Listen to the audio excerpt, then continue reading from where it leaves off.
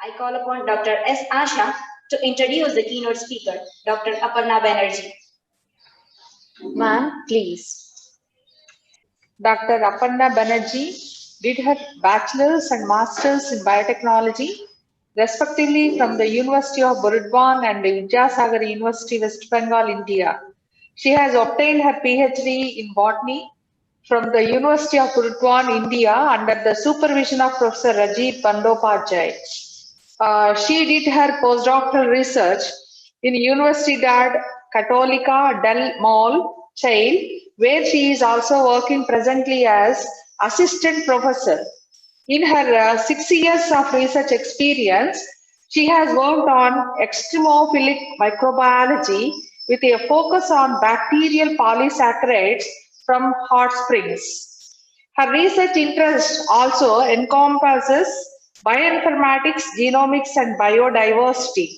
She has been the recipient of prestigious the National Academy of Sciences India Swarna Jayanti Award in 2017, Indian Science Congress Association Young Scientist Award in 2018. Her present position as assistant professor in Universidad Católica del Mol, Chile, also is awarded by funds from Government of Chile to work on microbiology of Chilean hot springs. She is also presently alternate director and co-investigator of other funds provided by the Government of Chile. She is also presently Women in Biology co-chair in India's Bioinformatics Society BioQ's organization. She has published more than 25 publications in her relevant fields in nationally and internationally reputed journals with a cumulative impact factor more than 40.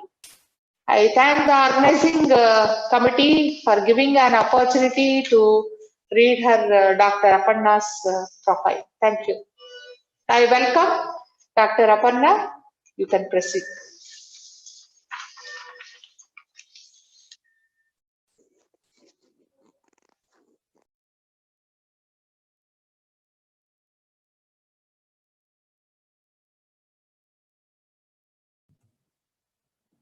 Is it visible and I'm audible?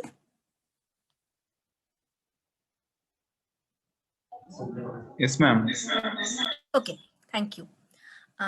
Thank you to the organizer of International Symposium of Bioinformatics, INSIP 2020, for giving me this opportunity. I'm specifically thankful to Dr. Rangarao and Professor P.B. Kavi Kishore, sir, both of them, for inviting me in this great event to talk about a part of my research work that I have done. So my today's talk will be on genomic and molecular characterization of a unique avirulent variant of Bacillus anthracis from hot spring. I'm presently working as assistant professor in Universidad Católica del Maule, Chile. And it's like almost 4:15 a.m. in Chile. So I'm trying to do my best, but I also feeling very sleepy to speak at this time. But listening to all the good presentation of everyone today, like I need to give my best. So I will try to give my best presentation. So here is some images of the university where I'm working. And I'm tried to get the images of different seasons because I really like photography. So I tried to take the images from fall season, from summer, from autumn every time. And it really looks very beautiful in different seasons. So now let's start about the talk of today. When we talk about Bacillus anthracis, the bacteria that comes to our mind is Bacillus anthracis. And this Bacillus anthracis, when we talk about this, the incident that comes is the anthrax later attack probably in 2001. And this has been a bacteria that has been used in bioterrorism, and it's a deadly bacteria when we think about anthrax. So there have been some questions that how much prevalent anthrax really is till date, because there have been some debates that anthrax is not that much prevalent now, but it is indeed prevalent. If we see the reports only of last 4-5 years, there are numerous number of cases in different parts of the world. We can see even the map of the anthrax infected countries. a lot of countries around the world, mostly the third world countries, part of third world countries, and the tropical countries are infected by anthrax. So there have been report of anthrax in the wildlife park of Namibia. There have been even report from US about the malhandling of Ebola and anthrax strains. Recently about anthrax, there is one report of how fair it is to use one anthrax bacterial strain or Bacillus anthracis for a COVID-19 vaccine. So that has been now, or even Shigella. So how far it is possible or how much it is free of risk. And there have been also report of anthrax attack in Uganda. So in a lot of countries of Asia and Africa, continuously in last 4 or 5 years, there have been anthrax attack.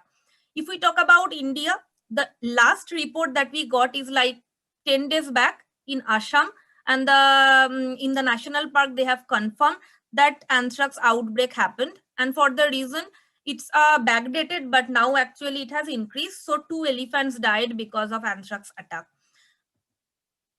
So we talked about the news report. If we went for the publications related to anthrax, there have been publications in Nature, there have been publication in Nature Review Microbiology that the chimpanzees are also at risk of anthrax.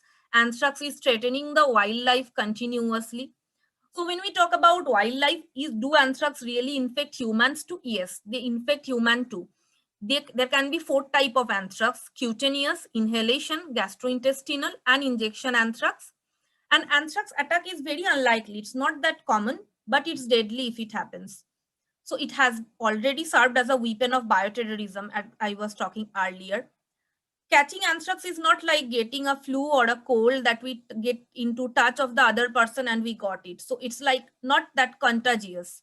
But the transmission, how that happens? The transmission happens working with the infected animals or with the infected meat products, eating kind of uncooked food that was earlier infected with anthrax from infected animals. So this is the way anthrax got infected from animals to animals. When we see about the genome of Bacillus anthracis, there have been a lot of reports of Bacillus anthracis whole genome around the world, but from India there have been only one report till date, and that one report has been done by our group. So when we also go for the number of whole genome reports per year, we see in 2017 there has been maximum report, and in the reason why this happened and why it started in 2002, because after the anthrax later attack, the whole genome came in 2002 after the first anthrax later attack in 2001. So in 2017, the probable reason can be that in 2015 and 16, there have been a lot of reports of anthrax attacks around the world. So again, in 2018 and 19, it was late, but in 2020, there have been a lot of anthrax whole genome reports around the world, as we can see from the map here. So talking about anthrax, here we are going to talk about a different kind of Bacillus anthracis. And how this Bacillus anthracis is different, because microorganisms that survive in different extreme environment are very different than the other microorganisms. So microbes are basically omnipresent. They are present everywhere around the world in hostile environment, which are otherwise inhospitable to the other group of organisms. They can be present in hot spring, in permafrost, in soda lakes, in nuclear contaminated sites, in deserts, in deep sea, in marine hydrothermal vents, anywhere where the otherwise we cannot think of the life. So how the microorganisms survive in that kind of extreme environment? One of the strategy of them is to produce biofilm. And exopolysaccharide production helps a lot in that biofilm production. How they help on that? They permit adhesion. And when the bacteria got adhered to a surface, biofilm formation starts. And then they get protection against the stress factor. The factor can be temperature, salinity, ultraviolet ray, different toxic compounds, even antibiotics, osmotic stress, this kind of things. So basically, we got this Bacillus anthracis from one hot spring of West Bengal. The name is Paniphala Hot Spring. And this hot spring is located in a remote coal mine region near a city called Asansol. And the temperature of the hot spring is around 66 degrees centigrade. It varies according to the seasons. And the pH is nearly neutral. But the one important factor in the hot spring was the high arsenic level. We have different work on that. I will not go into the depth of that. But so what we can get from this, that this environment can be called as a polyextremophilic environment. Why? Because the extreme factor was not one, it was more than one. The temperature was high, and also there was abundance of heavy metal arsenic. So we can call this environment as a polyextremophilic environment. So the Bacillus anthracis that we got from there, when we did the whole genome sequencing of the Bacillus anthracis, we found that the Bacillus anthracis was a non-pathogenic thermotolerant variant of Bacillus anthracis. And also from the whole genome, we get some signature sequences of exopolysaccharide production. So we can see how much the genome size was and the GC content. And here is the NCBI accession number of the whole genome too. So some of the important factors that we got of this Bacillus anthracis, the characteristic feature of any Bacillus anthracis is the presence of the plasmids PXO1 and PXO2. Now the uniqueness of the plasmid of Bacillus anthracis is they are very high in size.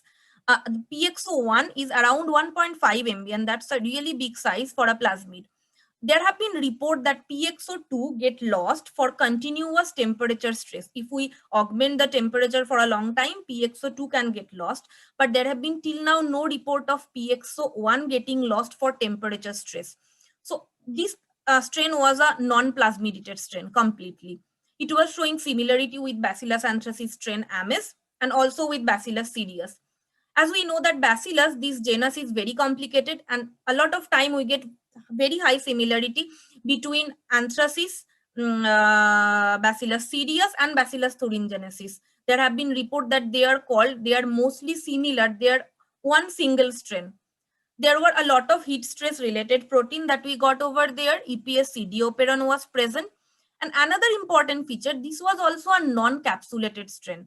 The genes encoding the polygamma glutamic acid biosynthesis related, that entire gene, because this basically forms the capsule, that was completely absent in this strain. So it was a non-capsulated variety.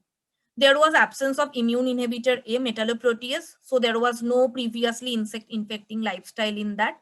There were many additional UV-induced repair capacity related genes present. And another thing that while in the standard Bacillus anthracis strain Ames, there was around 37 prophage genes present, there was only 5 that was in PFAB2. So what is the reason? Because Bacillus anthracis is well known for presence of bacilliphage in this. But what was the reason that there was only 5 phage genes present there? So then we went more deep into a comparative genomics and molecular characterization of the strain to get an overall idea. And we make one data set of different Bacillus anthracis strains and also some Bacillus cereus strains to compare this strain. We took the most similar 15 strains with this strain according to the average nucleotide identity. So here we can see the heat map. And in the heat map, we prepared 2 separate heat map, one with Bacillus anthracis group and another with Bacillus cereus group. And this Bacillus cereus, this entire group of Bacillus cereus was actually reported from, they were very much alike to Bacillus anthracis, and they were found from an International Space Station report in 2016. So when we see this Bacillus anthracis PFAB2, they were clearly making an outgroup from the other Bacillus cereus. But when we see the Bacillus anthracis PFAB2 from the pathogenic group of the Bacillus anthracis, the top 4, it was also clearly separated from the pathogenic group of Bacillus anthracis. We also did Bray-Curtis similarity index, and Bacillus anthracis PFAB2 was clearly separated from the others. Then we tried to go through pangenomic approach, and what we see that in the we tried to get the pangenome and also the core and accessory genome. The interesting thing that we got through the analysis of prophage in the core genome and the accessory genome, that there was no prophage gene present in the accessory genome. So basically this confirms that there have been no infection of phage in this bacteria earlier, because there was no presence of prophage genes in this, compared to the Ames ancestor, which is the type strain of Bacillus anthracis. So this was one of the unique point, that it didn't have any complete prophage gene present in the accessory genome. This was how it looks, the sub-element classifications.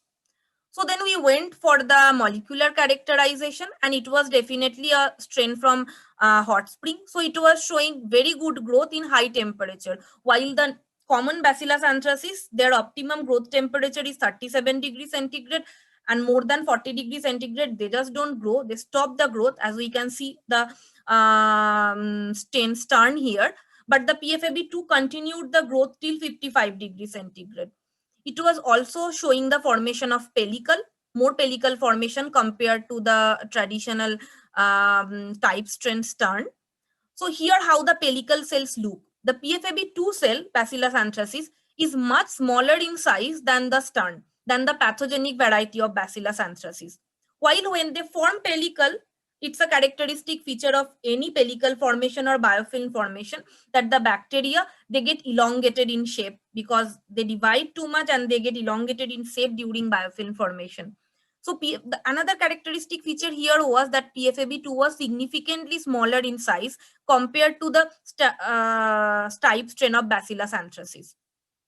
So we also make the spore germination assay, and the what we see interestingly, here we can see the entire transmission electron microscopic study of the spore from the vegetative cell to spore formation to spore germination and the entire spore. So PFAB2 was producing much spore compared to type strain stern. So we wanted to prove that this strain is really a non-pathogenic and an avirulent variety. So we see its association and survival efficiency, association internalization efficiency with type strain stern.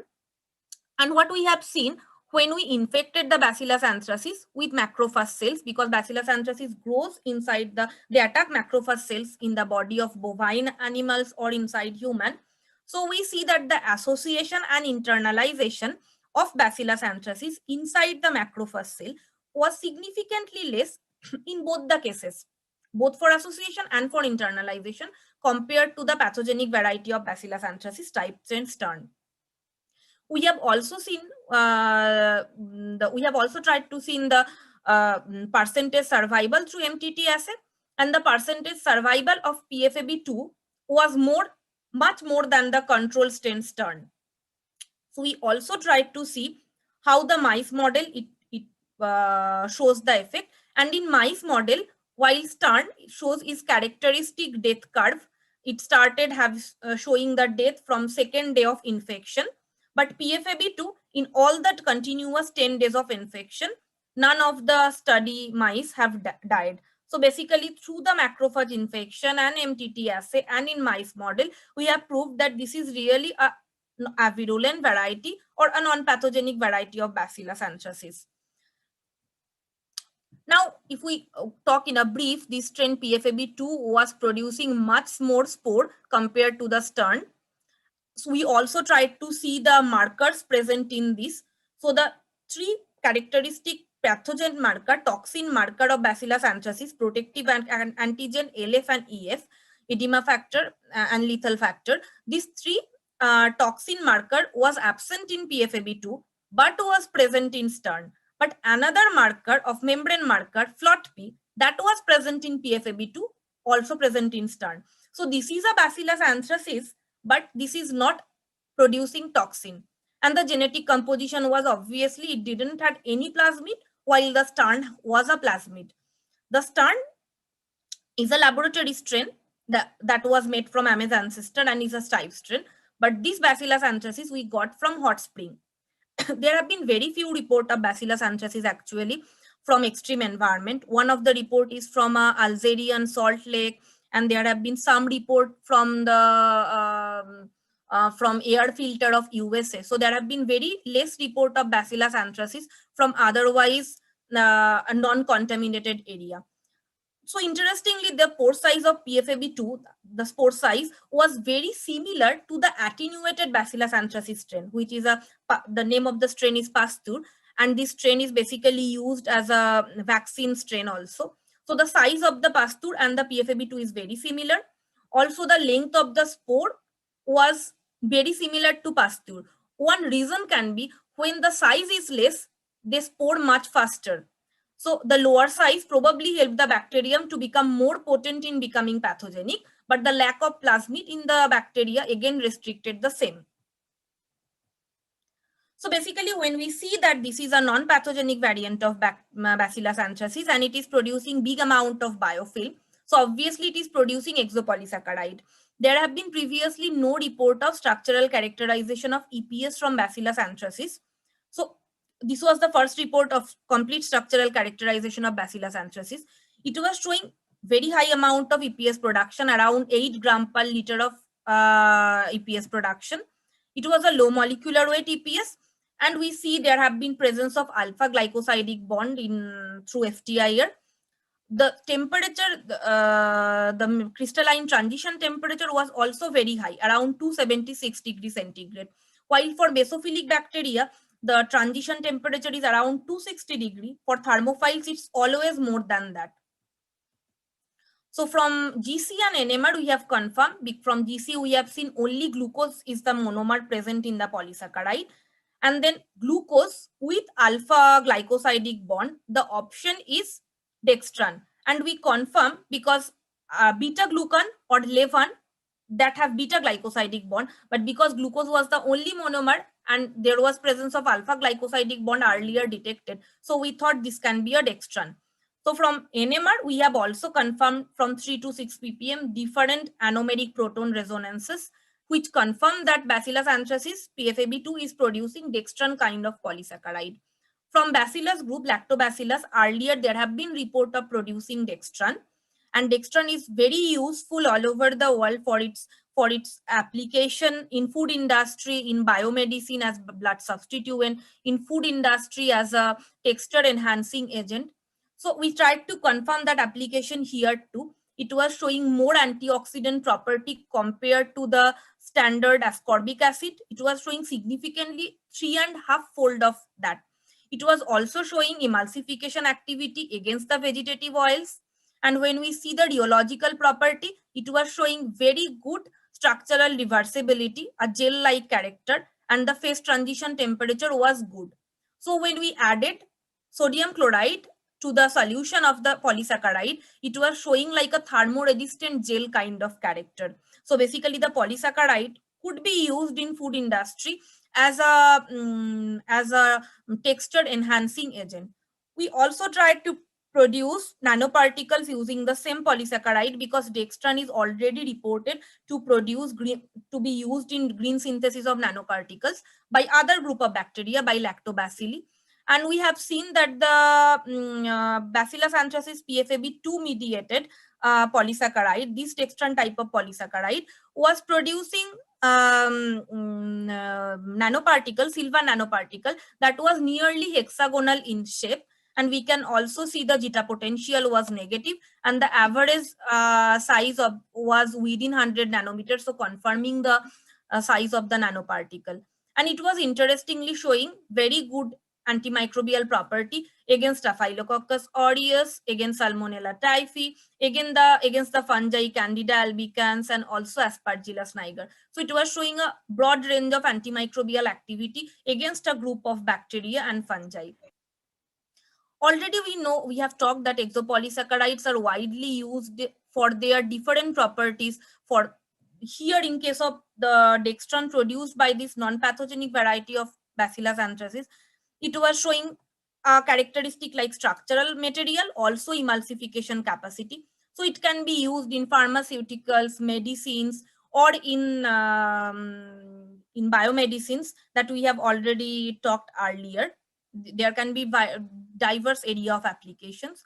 So we can, in a nutshell, we can talk that the heat-loving bacterial EPSs could be an inspiring alternative to food industry as antioxidant or emulsifying agent, or even as biomedicine as alternative of antimicrobial. But all this kind of study, the application of a bacteria was almost impossible if we could not have taken the approach of bioinformatics, the approach of genomics. Because when we talk about a pathogenic bacteria, the story end over there to make an application. So bioinformatics made the path to complete this entire part of the work. And also we got a very interesting answer that we have this idea that Bacillus anthracis is an obligatory pathogen, but science is something new. Every time there is something new to get from the research that we are doing. And here what we have found is Bacillus anthracis, but this is an avirulent variety of Bacillus anthracis. So before I end, I just want to talk about something that I always feel to talk. When we talk about conservation, the entire conservation of microbiology, we only talk about plants, fungi, and animalia. And the big part that is excluded is the prokaryotes, the bacteria and the archaea. They are never included in the mainstream conservation strategy. In 1964, there was the first work of conservation of microorganism, because all these unique bacteria that we are talking about, if we don't conserve them in a time of ever increasing climate change impact and global warming and increasing anthropogenic footprint, we will probably lose their footprint, and even before knowing them. So after that big years gap in 2019, where we talked about symbiotic bacteria and its inclusion, host associated microbiota.